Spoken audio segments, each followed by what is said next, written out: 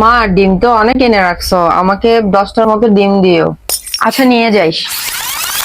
মা, এই মাছটা তোমার জামাইরও খুব পছন্দ, আমাকে কয়েক পিস দিয়ে দিও মা। এলাচের কি পরিমাণ দাম, তার মধ্যে তোমরা এতগুলো এলাচ কিনছো?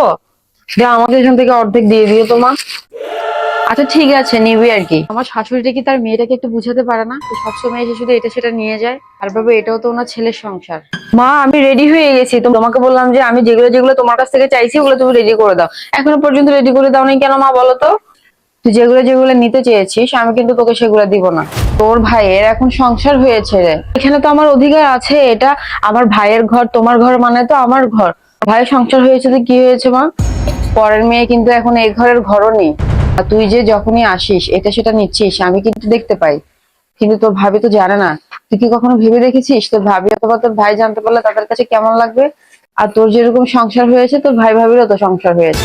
তোর ওপর সব রকম দায়িত্ব তোর স্বামীর। মারে, সম্পর্ক ঠিক রাখতে হলে শুধু নিজের কথা ভাবা যাবে না, সবার কথাই কিন্তু ভাবতে হবে। আর আমি চাই না তুই এটা সেটা নিয়ে যা আর তোর ভাবির সাথে তোর সম্পর্কটা খারাপ হোক রে মা।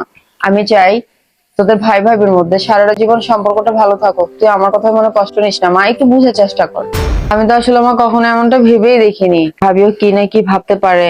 ভাবির কাছে হয়তো খারাপও লাগতে পারে। থাক মা, আমি তাহলে এগুলো নিয়েই যাব না, আর আর কখনো নিতেও চাইবো না মা। এই তো আমার মেয়ে বুঝতে পেরেছে, আমি তো জানতাম আমার মেয়েকে যদি আমি বুঝাই আমার মেয়ে ঠিকই বুঝবে। আমি তাহলে যাচ্ছি। ঠিক আছে মা, যা।